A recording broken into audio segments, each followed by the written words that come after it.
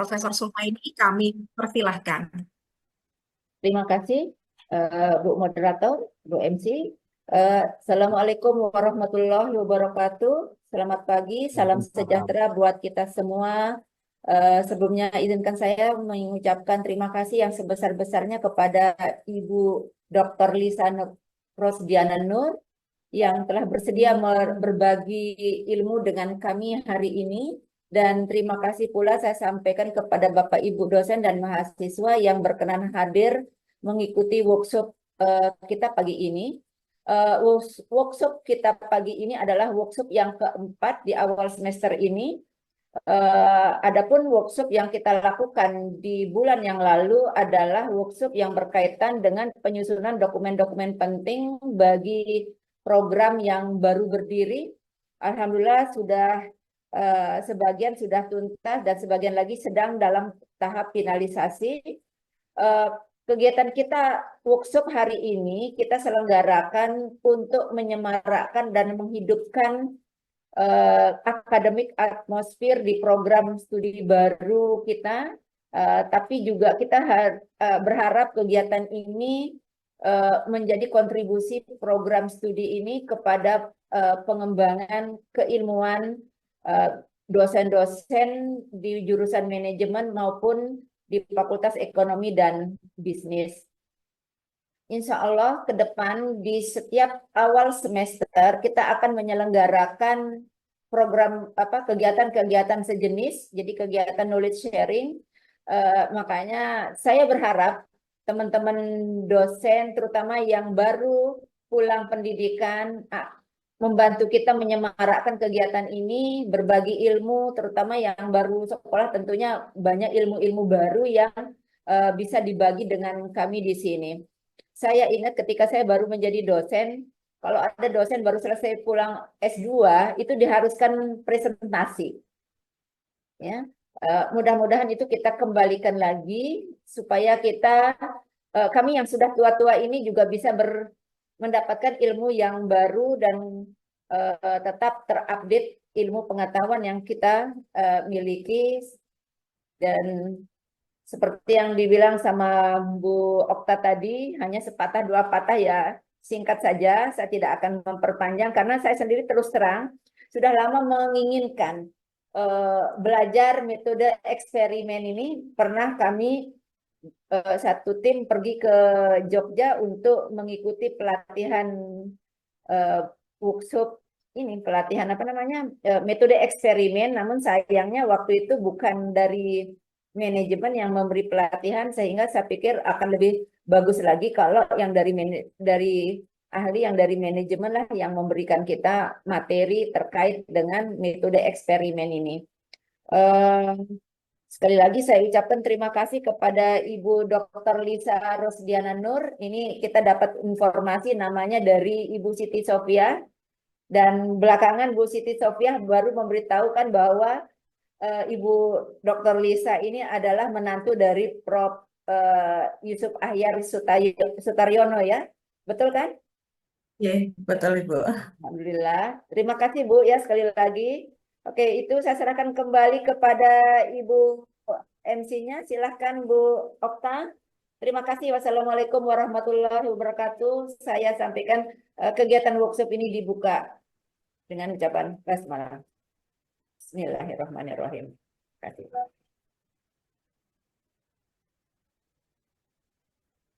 Terima kasih Bu Prof, terima kasih sudah membuka acara workshop pada hari ini. Untuk selanjutnya kita masuk ke acara inti Bapak Ibu.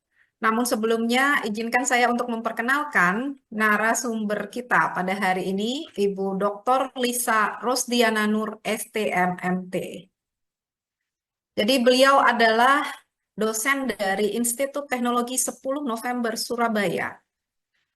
Kita lihat pendidikan beliau bahwa beliau ini meraih gelar sarjana teknik elektro di ITS di tahun 2012, kemudian lanjut meraih gelar magister manajemen teknologi di ITS juga di tahun 2014, dan beliau meraih gelar doktor ilmu manajemen di Universitas Erlangga di tahun 2023 yang lalu.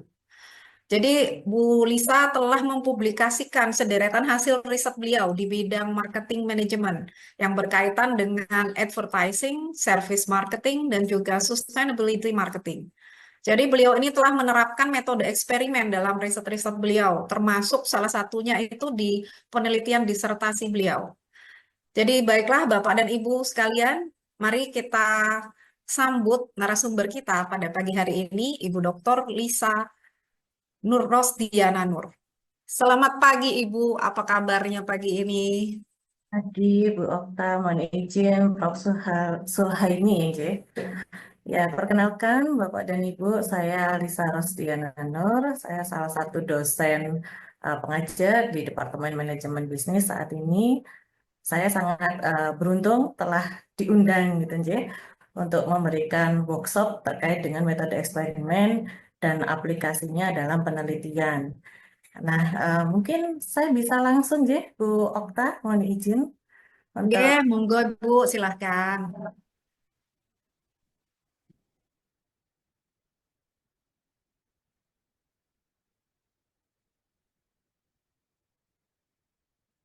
ya, baik, selamat pagi, Bapak dan Ibu, Sivitas Akademika, eh, Program Studi Manajemen, Program Doktor, Fakultas Ekonomi dan Bisnis, Universitas Mataram. Selamat pagi semua, sekali lagi terima kasih sudah diundang gitu, ya, untuk memberikan workshop terkait dengan metode eksperimen di pagi hari ini. Pada dasarnya memang disertasi saya terkait dengan eksperimen di bidang pemasaran gitu, J. Jadi pada sesi hari ini saya ingin sebenarnya berbagi ilmu, J. Jadi nanti mungkin bisa berdiskusi lanjutan setelah saya menyampaikan materi. Baik, mungkin pertama-tama saya akan mereview sedikit Bapak dan Ibu. Sebenarnya apa yang dimaksud dengan penelitian eksperimen? Sebenarnya penelitian eksperimen ini sudah banyak digunakan gitu, ya, dan sifatnya laboratoris yang pada umumnya kita temukan baik itu di hard science, di fisika, biologis, dan ada di kedokteran. Nah, namun ternyata berdasarkan paradigma positivistik, sekarang ini sudah diterapkan di beberapa ilmu seperti ilmu sosial, sains, pemasaran, dan juga psikologi.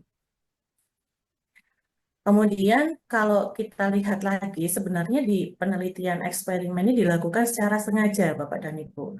Nah, mengapa ini dilakukan secara sengaja? Karena kita sebagai peneliti itu akan mencoba memberikan suatu treatment atau perlakuan tertentu kepada subjek penelitian, di mana nantinya kita berharap bisa melihat dampaknya, gitu ya, terhadap subjek yang akan diteliti.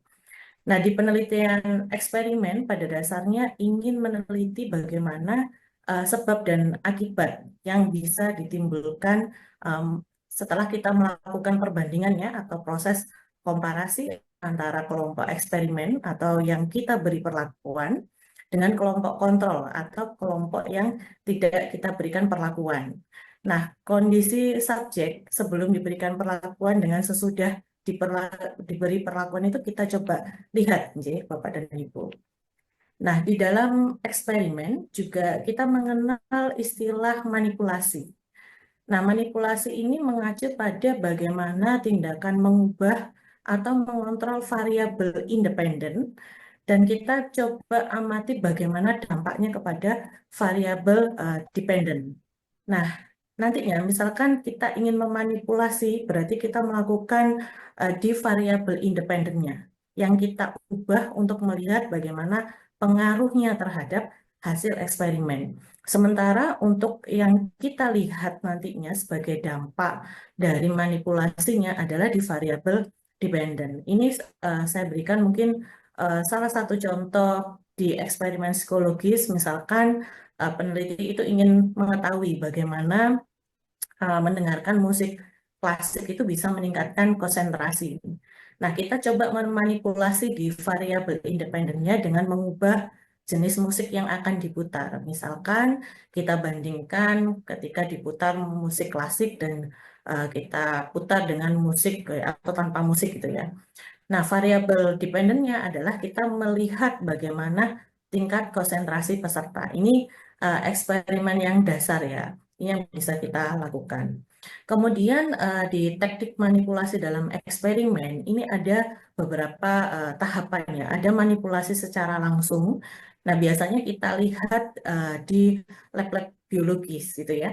Misalkan menambahkan zat kimia tertentu, kemudian kita ukur kondisi lingkungannya seperti apa. Itu kita melakukan manipulasi secara langsung. Sementara ketika kita melakukan manipulasi yang tidak langsung, maka kita gunakan instruksi atau situasi yang nantinya bisa mempengaruhi subjek penelitian kita atau orang ataupun misalkan benda itu ya yang kita buat sebagai eksperimen. Nah, dasarnya adalah kita memberikan sugesti misalnya kepada seseorang ya. Kalau kita balik lagi kepada contoh yang sebelumnya, yang dasar, berarti kita melihat bagaimana ketika konsentrasi seseorang itu diberikan gitu ya, manipulasi ketika mendengarkan musik. Nah, itu kita lihat. Nah, ketika manipulasi bertahap ini juga akan berbeda. Misalkan kalau saya di laboratorium gitu, Inje, itu kita coba dengan menambahkan gitu ya. Kita lihat pertama kita mungkin memberikan dosis A. Kemudian kita amati dan kita tambahkan lagi dosis yang kedua. Nah, ini juga bisa terjadi manipulasi bertahap. Misalkan sebelum kita eksperimen, kita melihat bagaimana kelompok tertentu gitu ya, itu diberikan satu kondisi tertentu. Misalkan saya kasih contoh perlakuan untuk produk jus jeruk gitu ya. Nah, mungkin yang di pertama adalah ketika kita memberikan jus jeruk itu dengan kondisi yang menyenangkan, gitu ya, kita putarkan musik, kemudian kita tidak perlu menyebutkan nama brandnya. Kita lakukan seperti itu, kita stimuli, kita lihat, kemudian kita jeda, gitu ya, Bapak dan Ibu, kita jeda, kita berikan kuesioner, kemudian 3 bulan lagi kita berikan lagi, tapi dengan merek atau brand yang berbeda, situasi yang sama. Nah, ini bisa melihat bagaimana manipulasi bertahap ini kita lakukan. Apa ada perbedaan atau tidak di situ. Nah, manipulasi ini Bapak dan Ibu sangat penting ya di dalam eksperimen karena kita yang pertama harus ingat bahwa di eksperimen itu adalah menguji hubungan sebab dan akibat. Sehingga nanti datanya itu kita harapkan bisa valid dan bisa diandalkan. Artinya data eksperimen ini bisa digunakan di ruang lingkup yang lebih luas. Kemudian juga yang ketiga adalah kita pisahkan pengaruh variabel independen dari faktor yang lain. Nah, faktor yang lain ini kita perlu kontrol di dalamnya. Kadang-kadang misalkan Bapak dan Ibu mencoba penelitian eksperimen, seringkali lupa ada beberapa faktor yang mempengaruhi. Nanti kita akan bahas di contoh eksperimen yang pernah saya lakukan.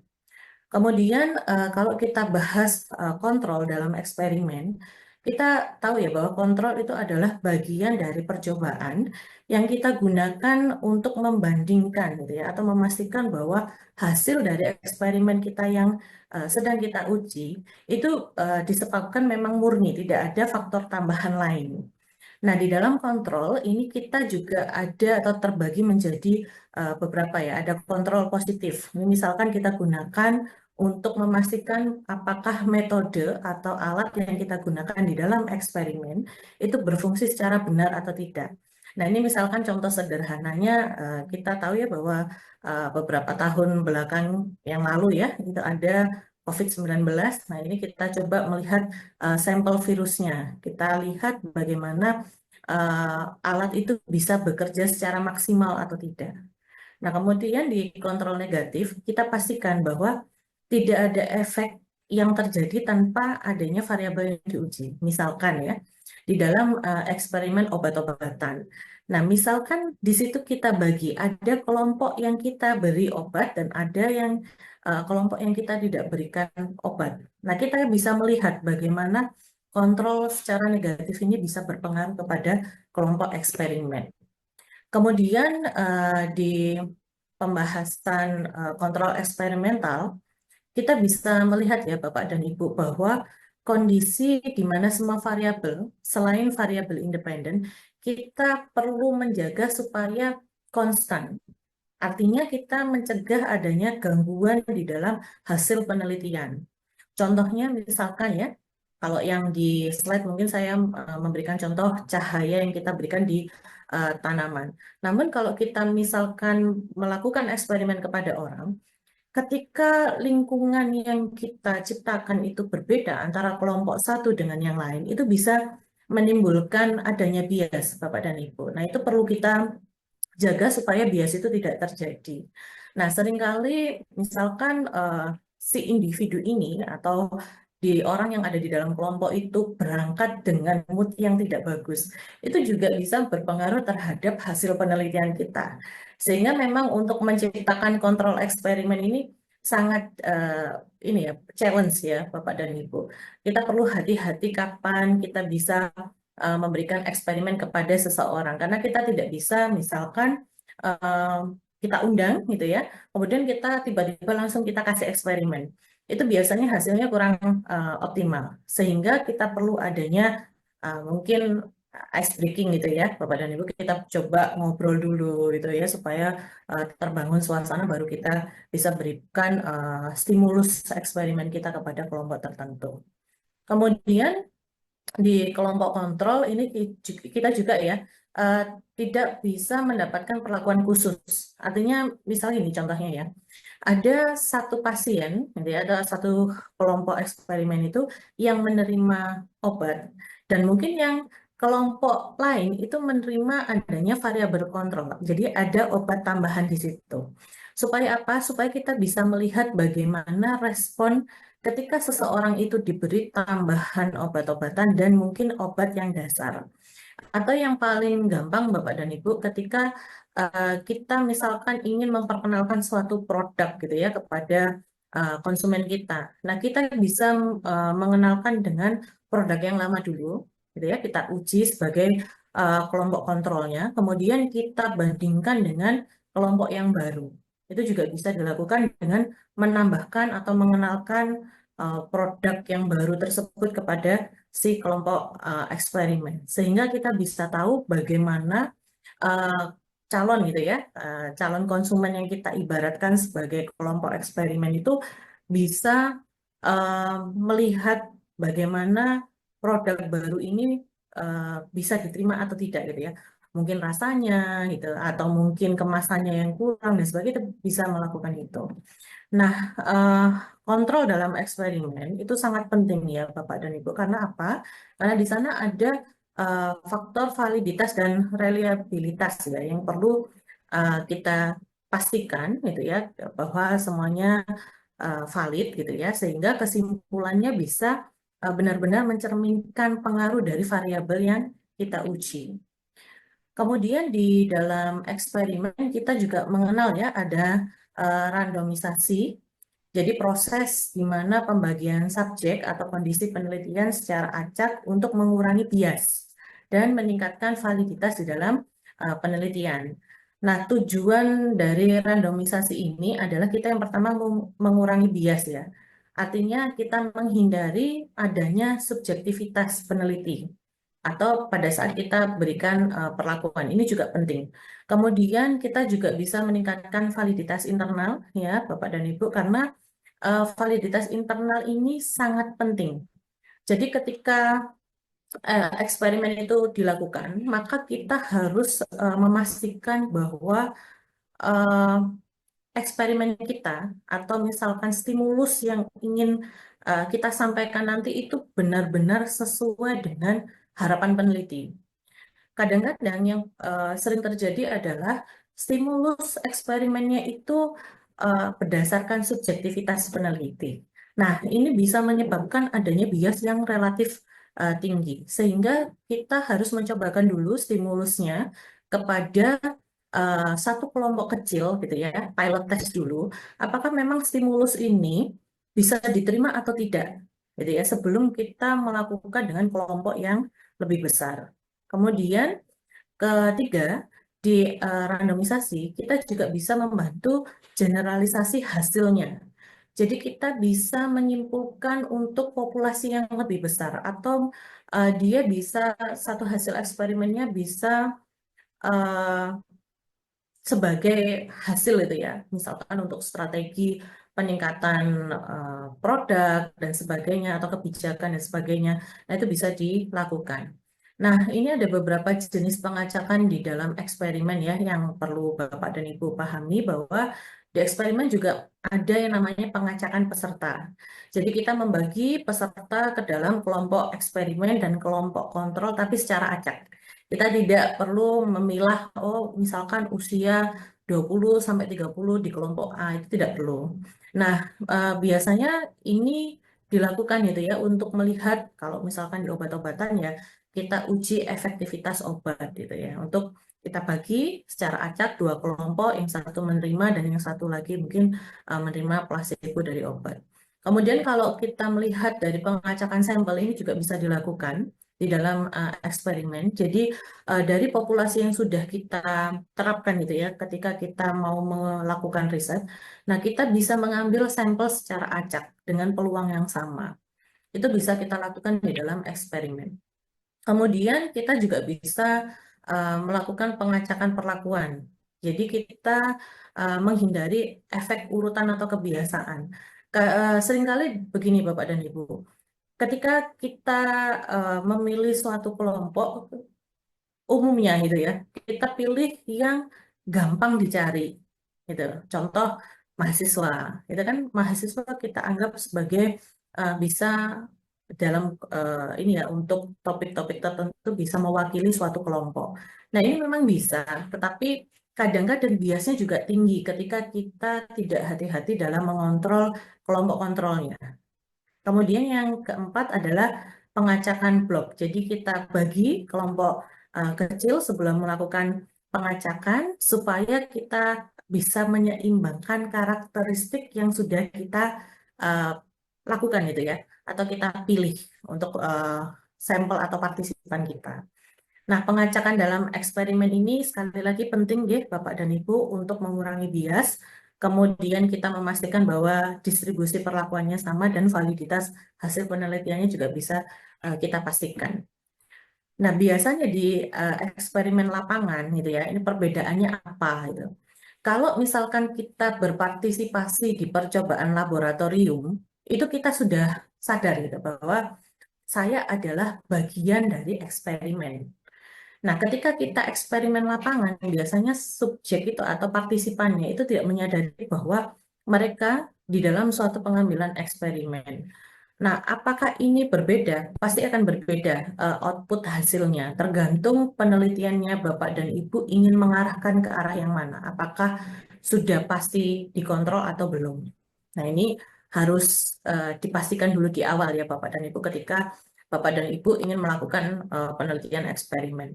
Kemudian secara etis kita juga harus ini ya Bapak dan Ibu um, punya draft itu mungkin persetujuan. Jadi kadang-kadang ketika kita sudah melakukan eksperimen, kita olah datanya, kadang ada mungkin salah satu partisipan kita tidak setuju, misalkan untuk datanya dipublish dan sebagainya. Nah, itu kita juga harus melihat ya, sekali lagi memastikan bahwa ketika dia melakukan eksperimen atau join eksperimen itu dengan senang hati gitu ya, tidak ada keterpaksaan tertentu. Kemudian ini ciri khas yang membedakan penelitian eksperimen dengan penelitian jenis yang lain. Yang pertama, kita mencoba memanipulasi variabel independennya. Jadi bisa satu atau lebih Bapak dan Ibu. Nah, itu nanti akan kita sebut sebagai desain faktorial yang akan kita tentukan di dalam variabel eksperimen. Nah, ini misalkan kita buat kondisinya ada treatment dan non-treatment. Kemudian variabel lainnya, gitu ya, kita bisa memberikan perlakuan.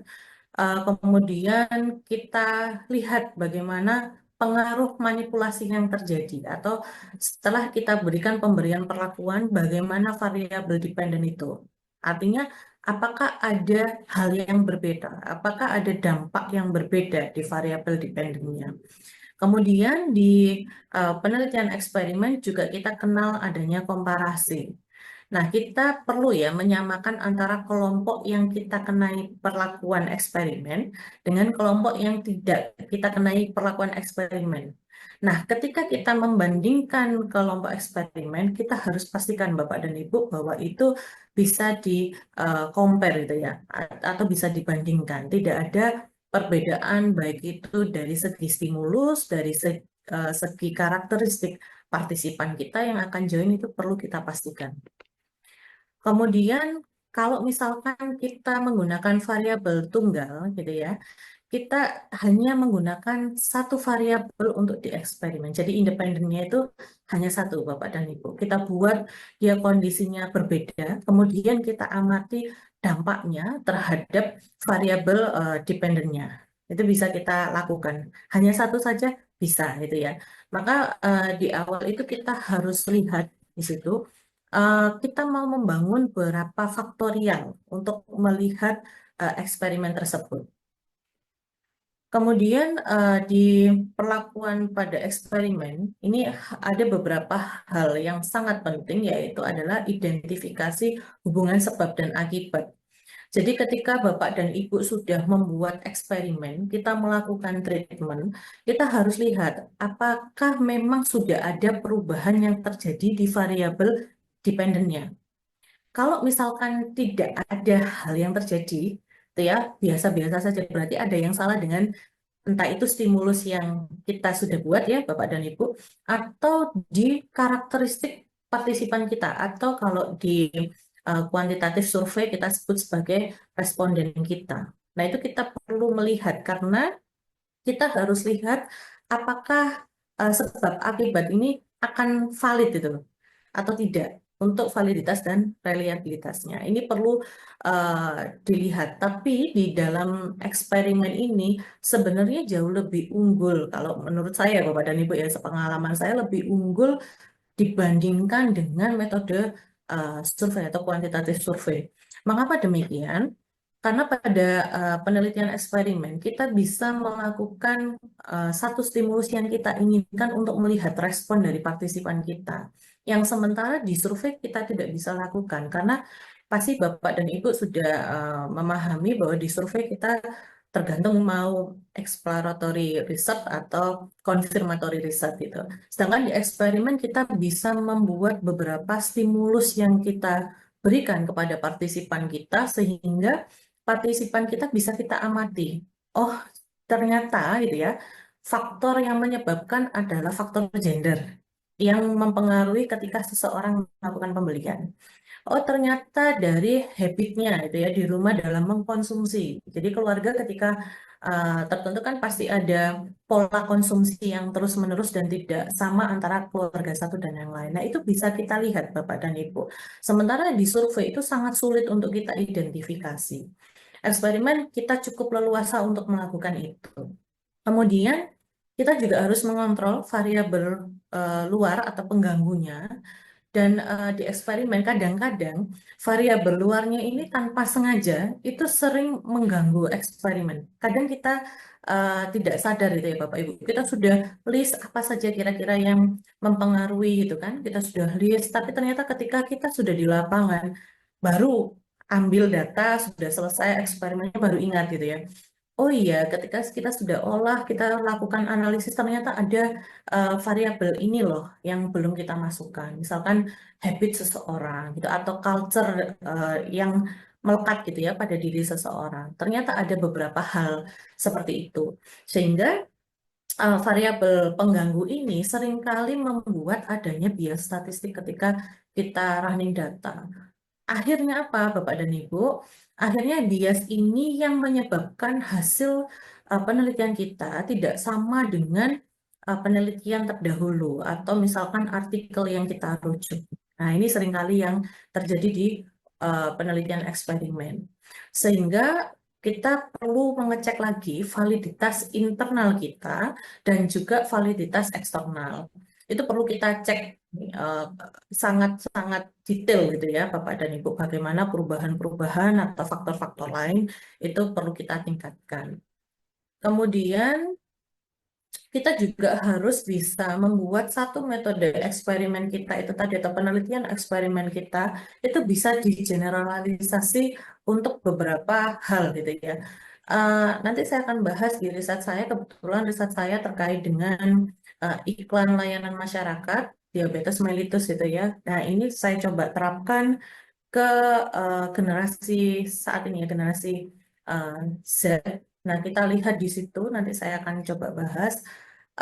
Ternyata ada beberapa faktor yang menyebabkan penyampai pesannya yang seperti apa. Nanti saya akan cerita Bapak dan Ibu. Pada dasarnya, penelitian eksperimen jangan sampai hanya untuk lingkup yang kecil saja. Kita harus melihat apakah dia bisa berdampak jauh lebih luas untuk kebijakan, gitu ya, kebijakan pemerintah. Kemudian apakah dia itu bisa merepresentasikan konsumen dan sebagainya itu perlu kita gali gitu ya. Kemudian di eksperimen kita juga bisa membantu dalam pengambilan keputusan berbasis data. Karena pada dasarnya ketika kita sudah melakukan eksperimen di dalam satu variabel itu, kita akan melanjutkan dengan running. Nah, itu bisa menggunakan PLS, gitu ya, Smart PLS dan sebagainya, SPSS juga bisa. Nah, di situ baru kita akan mendekati gitu, ya, Bapak dan Ibu, dengan eh, indikator untuk pertanyaan penelitian yang sesuai dengan teori atau variabel penelitian terdahulunya. Nah, hal itu nanti kita bisa rangkum gitu ya menjadi masukan gitu ya, masukan untuk beberapa baik itu kebijakan publik gitu ya, atau misalkan keputusan pembelian suatu barang, barang baru dan sebagainya. Kemudian yang perlu kita perhatikan bahwa di rancangan pada eksperimen ini terbagi beberapa Bapak dan Ibu. Ada yang disebut sebagai pra-eksperimen. Nah, pra-eksperimen adalah desain atau langkah awal gitu ya, sebelum kita melakukan eksperimen yang lebih besar. Karena jangan sampai, karena eksperimen ini beda ya Bapak dan Ibu dengan survei. Kita harus memastikan dulu bahwa stimulus yang kita buat itu benar-benar valid ya. Misalkan kita membuat satu poster, posternya untuk saya kasih contoh saya tadi untuk iklan layanan masyarakat ya kita lihat siapa yang menyampaikan. Nah ternyata kita ada pilihan nih, mau yang disampaikan oleh ekspertis atau mau disampaikan selebriti atau dia disampaikan oleh government.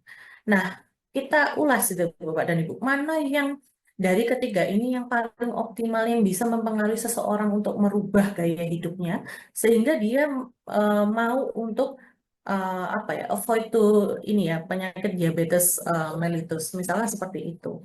Nah, ketika kita membuat eksperimennya, kita harus memastikan bahwa poster yang akan kita tampilkan itu sesuai dengan harapan dari partisipan kita.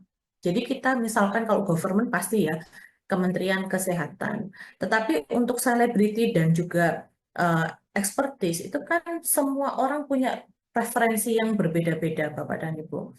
Jadi ada orang yang mungkin di generasi sekarang lebih suka selebriti, misalkan kalau saya yang lalu itu saya berikan yang banyak penghargaannya itu ya, saya coba klasifikasikan. Jadi kita tidak bisa memilih selebriti itu hanya berdasarkan yang sekarang tren itu ya Bapak dan Ibu. Tapi kita harus ada satu justifikasi bahwa selebriti itu memang punya kemampuan untuk menyampaikan suatu pesan kepada seseorang. Nah, itu kita perlu detailkan. Apa saja yang menjadi pilihan kita. Misalkan dia termasuk pernah masuk ke Forbes dan sebagainya, itu bisa sebagai acuan kita untuk pemilihan selebriti.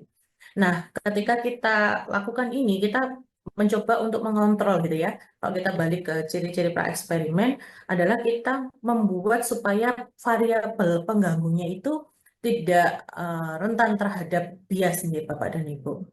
Sehingga kalau kita bahas yang tadi, pemilihan selebriti ini kita berikan misalkan Raffi Ahmad gitu ya, Atta Halilintar, kemudian mungkin banyak gitu ya artis sekarang. Nah, kita tawarkan gitu ya, kita beri penjelasan bahwa si Raffi Ahmad ini ternyata sudah aktif menjadi artis tahun berapa, kemudian sudah menerima award apa saja itu perlu kita sampaikan. Nah, dari beberapa informasi yang kita berikan, kita melihat gitu ya, kita pilot test siapa sih sebenarnya yang menurut um, beberapa orang itu dari 30 sampel gitu ya Bapak dan Ibu, itu yang dianggap bisa menyampaikan pesan. Setelah dipilih baru kita masukkan. Nah, tahapan eksperimen untuk membuat stimulus ini panjang Bapak dan Ibu, tidak bisa kita lakukan sekali atau dua kali. Jadi kita harus pastikan sumbernya, kemudian kita pastikan apakah kita mau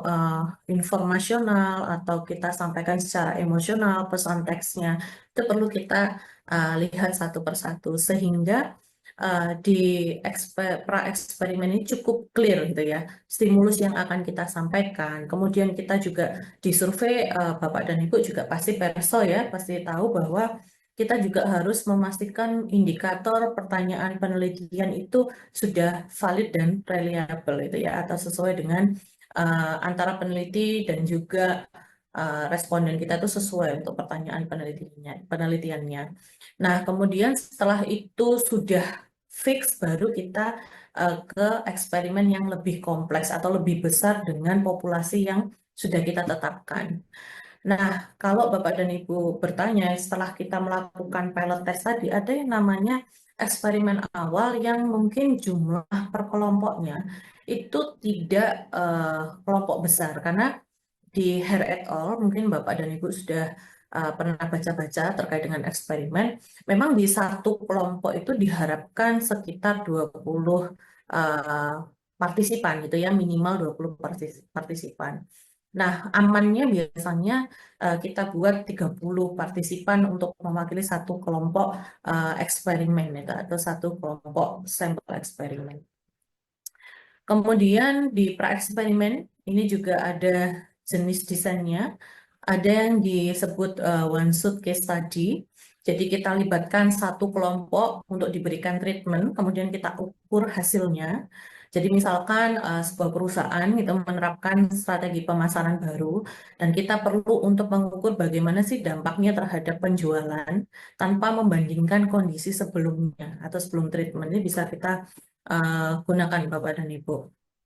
Kemudian atau kita yang kedua ada pilihannya adalah one group pretest post-test design. Kita libatkan satu kelompok, kita ukur sebelum dan sesudah treatmentnya. Ini misalkan untuk mengukur tingkat kepuasan pelanggan sebelum, gitu ya, sebelum ada kampanye pemasaran dan setelah kampanye pemasaran. Atau misalkan sebelum kita kasih iklan dan setelah kasih iklan itu apakah ada perbedaan atau tidak. Ini kita bisa lakukan. Kemudian yang ketiga ini ada statistik group comparison. Kita bandingkan dua kelompok, tetapi tanpa penugasan acak. Atau misalkan kita tanpa pretest juga. Misalkan kita bandingkan bagaimana sih tingkat loyalitas pelanggan antara dua cabang restoran, gitu ya. Misalkan yang restoran yang ada di Surabaya dan Mataram, misalnya seperti itu. Yang di Surabaya tidak ada program loyalitas, tapi di Mataram mungkin kita tambahkan program loyalitas. Kita bandingkan itu bisa. Kemudian di rancangan pada eksperimen juga disebut namanya kuasi eksperimen. Jadi kalau tadi pra eksperimen, sekarang ada yang namanya kuasi eksperimen. Jadi kuasi eksperimen ini kita mencoba atau biasa disebut eksperimen sejati. Nah, nggak ada random di dalamnya.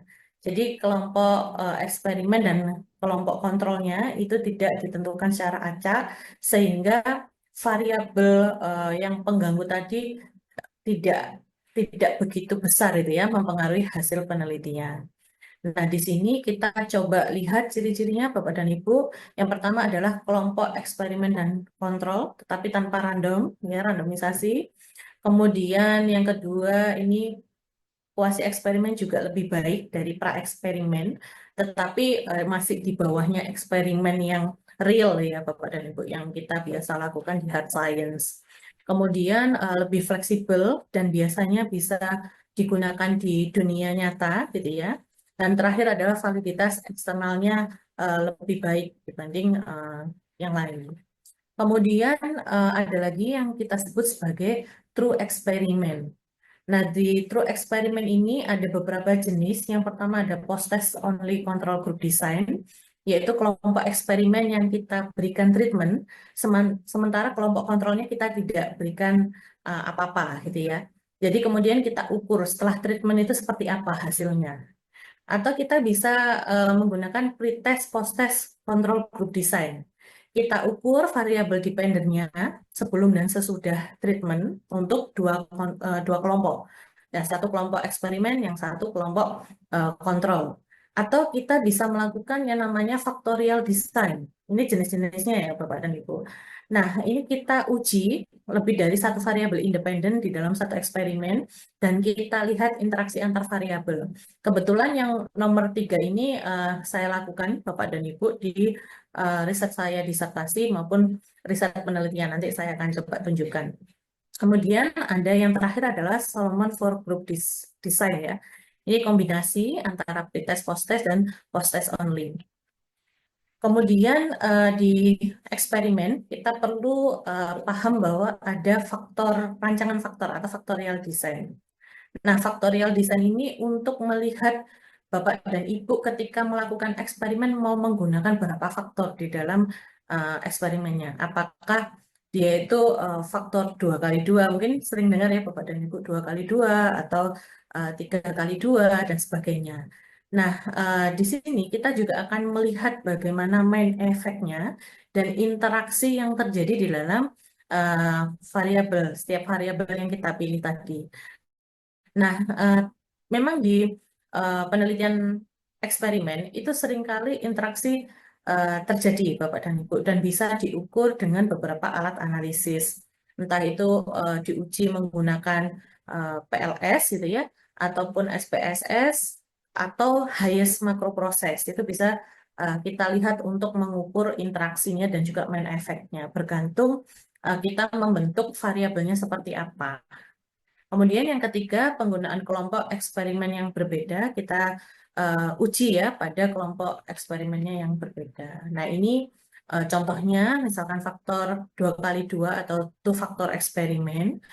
Misalkan jenis iklan kita bagi menjadi 2, ada yang online, ada yang versus TV. Kemudian ada diskon dan tidak ada diskon. Nah, kombinasinya yang bisa kita lakukan adalah online dan ada diskon, kemudian online tidak ada diskon, TV plus ada diskon, dan TV tidak ada diskon. Berarti ada 4 kelompok yang kita akan uji, gitu ya Bapak dan Ibu, untuk diberikan eksperimennya. Kemudian atau faktor 2 kali 3 atau lebih. Misalkan 3 level. Yang pertama, kita masih jenis iklan. Ada online dan TV. Kemudian ada harga yang tinggi, ada harga yang sedang, dan rendah. Nah, nanti tinggal Bapak dan Ibu di sini buat kombinasinya, misalkan online dengan harga yang tinggi, online dengan harga yang sedang, dan online harga yang rendah. Begitu juga dengan TV. Nah, itu nanti akan membentuk jumlah kelompok eksperimen yang akan kita beri eh, manipulasi, Bapak dan Ibu, untuk melihat faktornya. Nah, ada juga rancangan faktor yang 3 kali 3, gitu ya. Jadi ini sangat bergantung Bapak dan Ibu ingin melihat berapa variabel yang ingin diberikan perlakuan. Independennya itu mau dibuat berapa faktorial untuk eksperimennya. Nah, kalau 3 kali 3 ini sama. Misalkan saya uji warna kemasan dan juga jenis promosinya. Di sini kalau warna kemasan ada yang merah, biru, dan hijau. Berarti ya ada yang merah dengan jenis promosi diskon, kemasannya merah dengan cashback, kemasan merah dengan tanpa promosi. Itu pasti akan memberikan hasil yang berbeda. Nah, rancangan faktor campuran atau mix factorial design ini biasanya kombinasi Bapak dan Ibu. Makanya di eksperimen kita sering ditanya apakah itu faktor within subject yang diuji pada kelompok yang sama. Artinya orangnya tadi, misalkan kalau kita lihat ya, merah diskon, merah cashback, tanpa promosi, itu kelompok tadi juga kita berikan uji lagi. Apakah dengan biru diskon, biru cashback, dan tanpa promosi. Sedangkan between subject, itu kita uji dengan kelompok yang berbeda. Antara kelompok merah yang diberikan diskon dengan kelompok merah yang kita beri cashback, itu adalah kelompok eksperimen yang berbeda. Artinya partisipan atau orang yang ada di dalam kelompok tersebut juga berbeda, Bapak dan Ibu. Nah, ini jenis variabel di dalam eksperimen, saya akan lewatin saja. Dan ini adalah langkah-langkah penelitian eksperimen, Bapak dan Ibu. Yang pertama, ketika kita melakukan penelitian eksperimen, pastinya ada tinjauan literatur. Jadi ini terkait dengan artikel-artikel terdahulu yang berhubungan dengan variabel penelitian yang ingin kita teliti, kemudian teori, kemudian di nomor 2 ini ada identifikasi dan batasan masalah yang kita perlukan. Nah, yang paling penting adalah di sini, Bapak dan Ibu, menyusun rencana eksperimen. Karena menyusun rencana eksperimen kita harus sangat detail karena validitas internal kita harus kita jaga kevalitannya. Jangan sampai ada variabel pengganggu yang tidak kita sadari, gitu ya, tiba-tiba muncul di sana. Kemudian kita tentukan variabel dependent, independen kita, misalkan kita memilih tadi ya desain eksperimennya, kita tentukan sampelnya, alat eksperimennya apa, misalkan tadi menggunakan iklan gitu ya, video atau poster gitu ya, alat ukurnya menggunakan apa, kemudian prosedur pengumpulan datanya, menyusun hipotesisnya, baru kita lakukan pretest atau data pertama. Nah, pretest ini untuk melihat yang kalau di saya nanti akan saya jelaskan ya. Kemudian eksperimen, data kedua baru olah data dan analisis dan bisa disusun laporannya. Nah, ini terkait dengan validitas internal manipulasi ini bisa nanti akan saya bagikan untuk PPT-nya. Saya akan bahas karena nggak kerasa ya waktunya. Saya akan langsung ke contoh penelitian eksperimen biar bisa banyak cerita Bapak dan Ibu. Baik. Ada masukan mungkin Bapak dan Ibu ada pertanyaan atau saya lanjutkan dulu untuk contohnya? Dilanjutkan dulu, Bu Lisa. Baik, baik, baik. Izin. Ini adalah contoh penelitian di disertasi saya, Bapak dan Ibu. Jadi saya meneliti terkait dengan iklan layanan masyarakat untuk pencegahan diabetes mellitus. Nah, di sini saya membuat stimuli gitu ya, stimuli iklan dengan poster dan juga video gitu ya. Nah, di poster dan video ini saya memberikan satu stimuli. Yang pertama adalah message source-nya. Jadi saya menggunakan ketika video dan juga posternya ini disampaikan oleh ekspertis, itu seperti apa dampaknya. Kemudian ketika dia selebriti itu seperti apa, government itu seperti apa. Kemudian dari jenis iklan tadi saya masih bedakan lagi. Ada yang informasional. Jadi kalau Bapak dan Ibu Perso kan di diabetes mellitus itu pasti seringkali iklannya kan langsung ya, cek gula darah tinggi sekitar berapa gitu ya angkanya, tanda-tanda diabetesnya seperti apa. Nah, informasional seperti itu. Sedangkan emosional ini kita bawa partisipan kita dengan menyentuh bagian emosinya, Bapak dan Ibu. Jadi saya mencoba menyampaikan misalkan dengan video yang sedikit menyentuh gitu ya. Kalau Bapak dan Ibu sering lihat di kehidupan sehari-hari itu ada di iklan-iklan produk kesehatan seperti Tropicana Slim gitu ya. Saya mohon maaf ya nyebut merek gitu ya.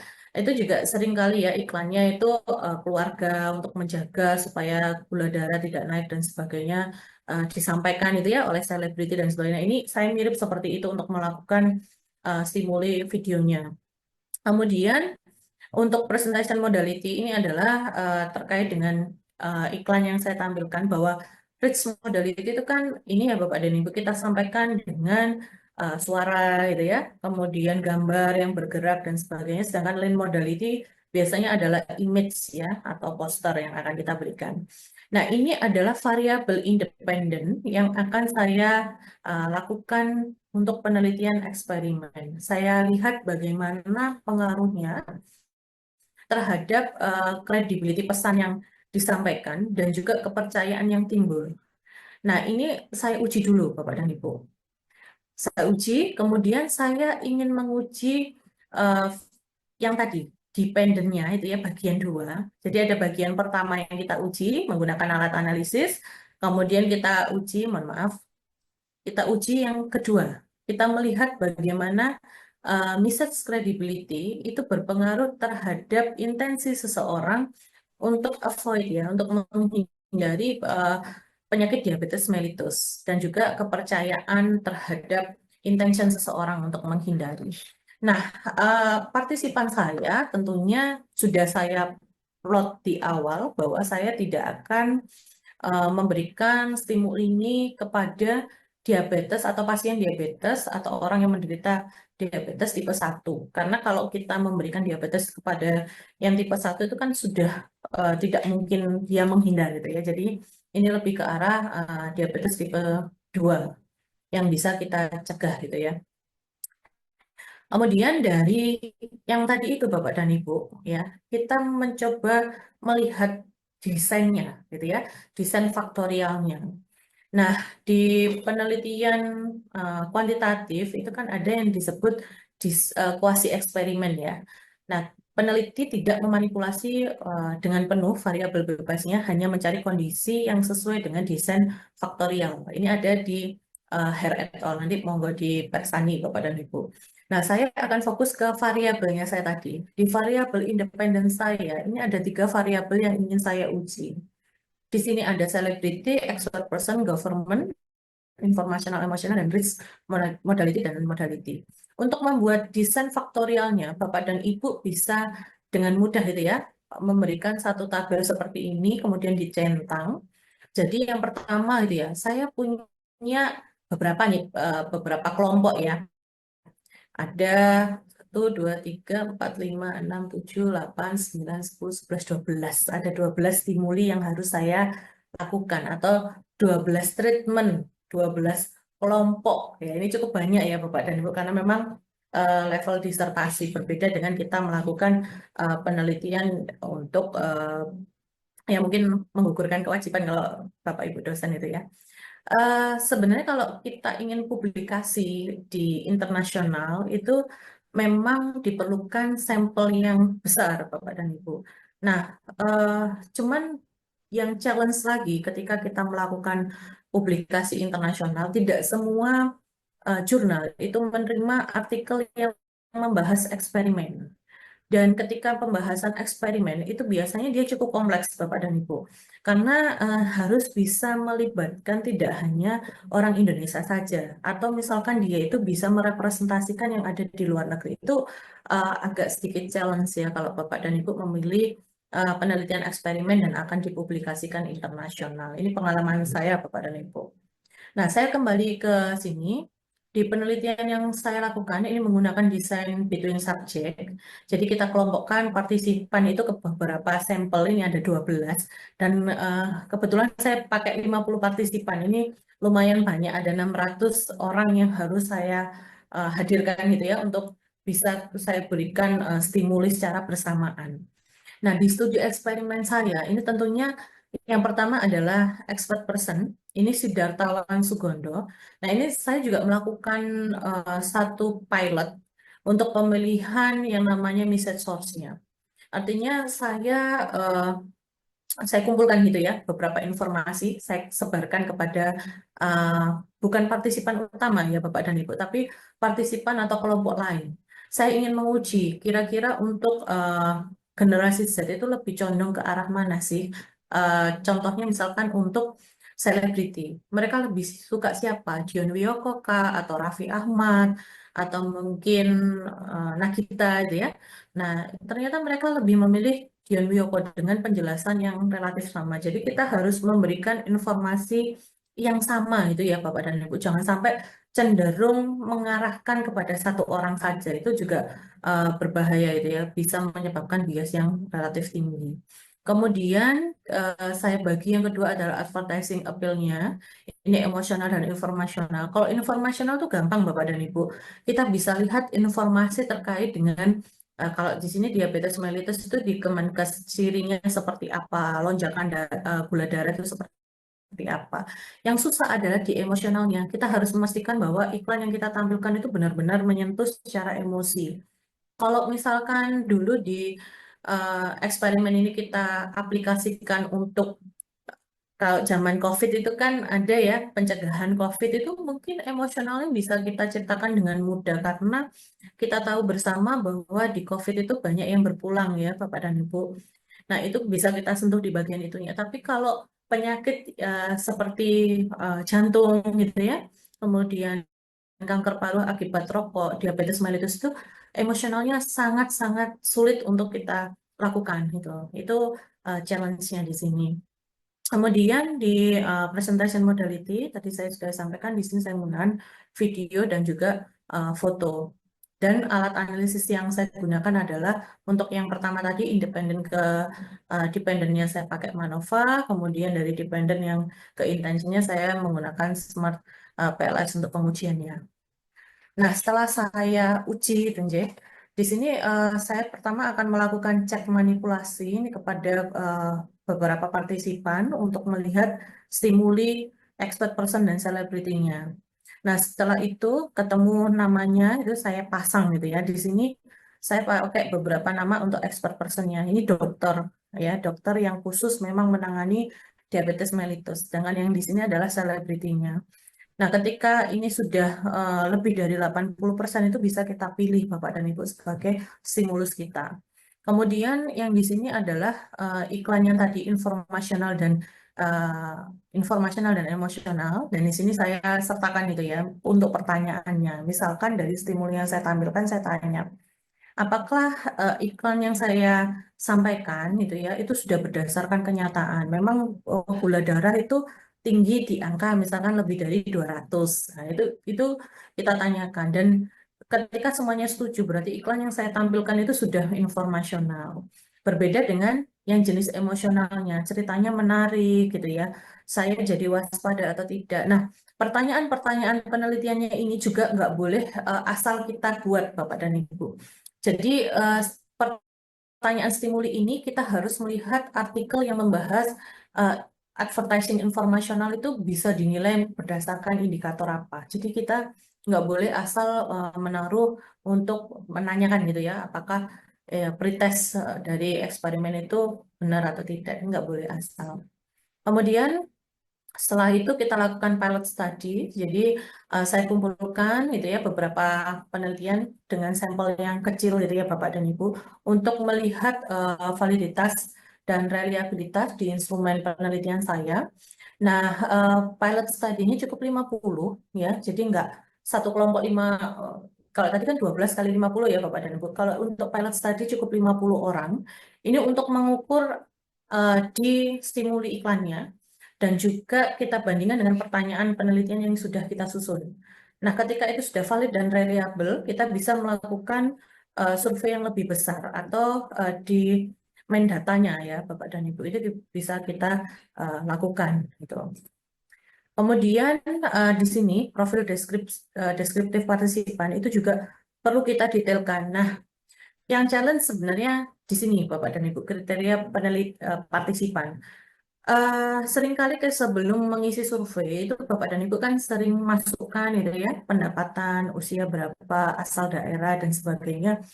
Nah, untuk deskriptif tersebut itu kita harus jeli Bapak dan Ibu. Kadang-kadang ada yang terlewat. Nah, sehingga pada saat kita mengulas hasilnya itu seringkali menemukan gap ya atau ya memang gapnya bisa untuk riset yang mendatang, tapi ketika itu bisa kita detailkan di awal, itu penelitiannya akan berbunyi atau pada saat menganalisis datanya itu jauh lebih banyak yang bisa kita ulas. Nah, itu perlu ditampilkan gitu ya kriteria partisipan. Memang harus tidak bisa sehari 2 hari Bapak dan Ibu itu harus merenung ya.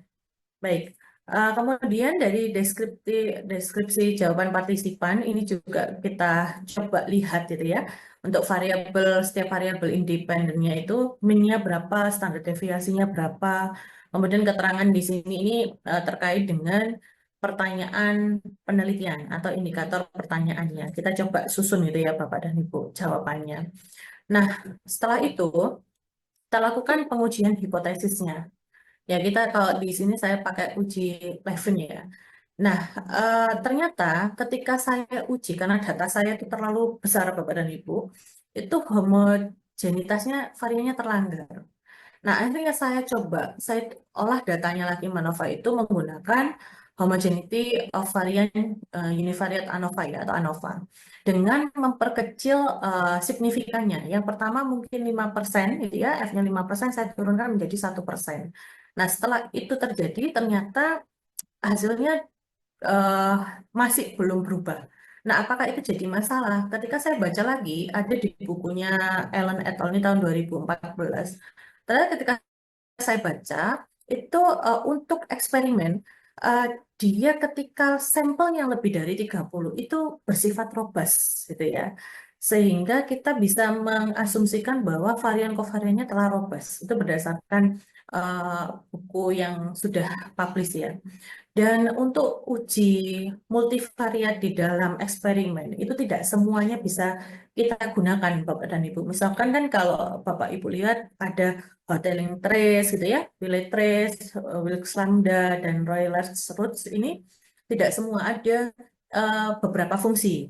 Jadi misalkan di Hotelling trace itu hanya bisa digunakan jika variabel independennya hanya memiliki dua kategori atau dua faktorial yang diukur.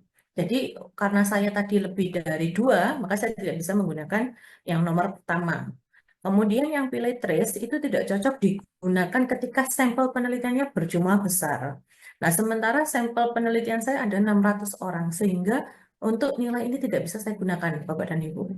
Kemudian yang Wilks lambda ini tidak cocok digunakan ketika penelitiannya juga berjumlah besar. Nah, ini alasan-alasan ini ada di bukunya Hare et al. Monggo nanti Bapak dan Ibu bisa membaca lagi. Nah, sehingga di uji multivariatnya saya menggunakan pengukuran Rayleigh-Strauss. Ini sangat cocok ya, karena dia semua asumsinya terpenuhi dan ukuran variabel dependen direpresentasikan oleh satu dimensi. Jadi, yang ini yang akhirnya saya gunakan Bapak dan Ibu. Ini nanti akan berbeda. Kemudian dari hasil hasil pengujian hipotesisnya, dari hipotesis yang banyak tadi Bapak dan Ibu ada 14 hipotesis.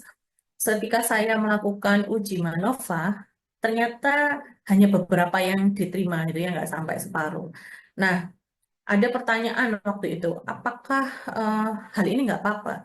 Ya tidak apa-apa, karena memang hasil penelitian antara penelitian satu dengan yang lain itu memang tidak bisa sama, Bapak dan Ibu. Ada beberapa faktor penyebabnya.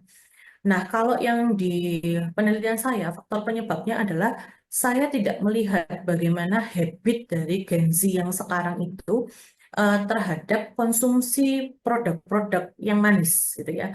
Mungkin Bapak dan Ibu seringkali melihat ya bahwa Gen Z itu, apalagi yang kemarin tuh menjamur dengan minuman boba gitu ya, minuman manis dan sebagainya itu kan dengan gampang, bahkan gerai minuman tersebut buka di mana-mana itu. Sampai mereknya juga banyak ya Bapak dan Ibu.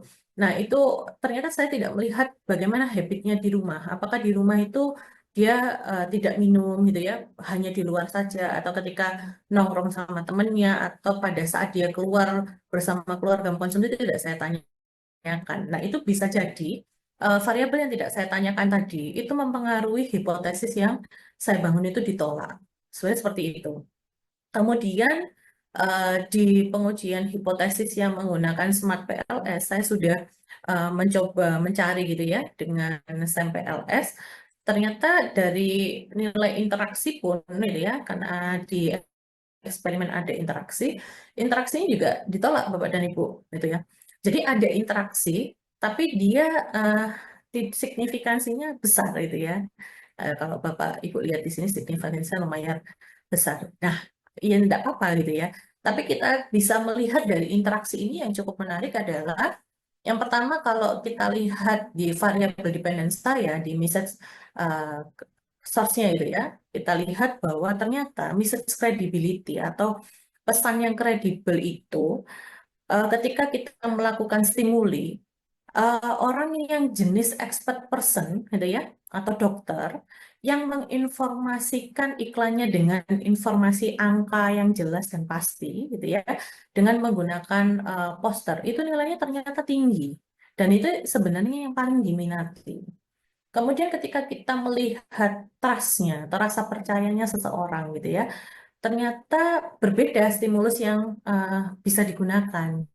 Nah, ketika yang kepercayaan yang kita coba bentuk, maka stimulus yang paling efektif adalah kita menggunakan expert person atau dokter dengan informasional dan juga poster, gitu ya, bukan video. Tapi kalau kita lihat terkait dengan intention, ya, intention untuk menghindari penyakit diabetes mellitus, ternyata disampaikan oleh selebriti iklannya berbentuk emosional dan menggunakan video. Nah, itu yang cukup menarik gitu ya, ketika kita melihat interaksi mana dari iklan yang menarik gitu ya, yang bisa kita aplikasikan untuk melihat variabel-variabel tertentu. Sehingga di hasil olah uji hipotesis saya yang sudah saya bangun, tidak semua hipotesisnya diterima. Sementara kalau kita melihat dari artikel terdahulu, itu berpengaruhnya itu kan bagus itu ya Bapak dan Ibu. Kita kan berharapnya semua hipotesis yang kita bangun itu bisa diterima. Gitu ya. Ternyata tidak seperti itu. Nah, ini contoh yang pertama. Mungkin sampai sini ada pertanyaan dulu.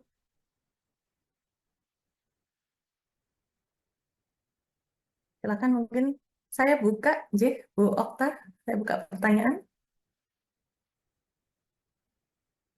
Sudah selesai. Terima kasih Bu Lisa. Menarik sekali tadi pemaparannya Bu ya tentang penelitian dengan metode eksperimen. Nah ini ada Sebentar. Matikan. pertanyaan Bu ya, sudah ada pertanyaan dari peserta. Sebenarnya saya sendiri juga ada pertanyaan ini Bu, jika diperbolehkan.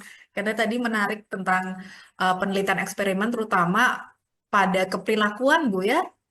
Betul, Pada betul. studi keperilakuan Bu ya, karena kalau kebetulan kalau saya kan keuangan, dan di keuangan juga ada financial behavior gitu Bu ya, karena ini berkaitan dengan eksperimen. Mungkin ini dari penelitian Ibu dulu ya Bu ya, karena tadi kan Ibu mengatakan pakai ada 50 partisipan, kemudian ada 12 treatmentnya di situ Bu ya.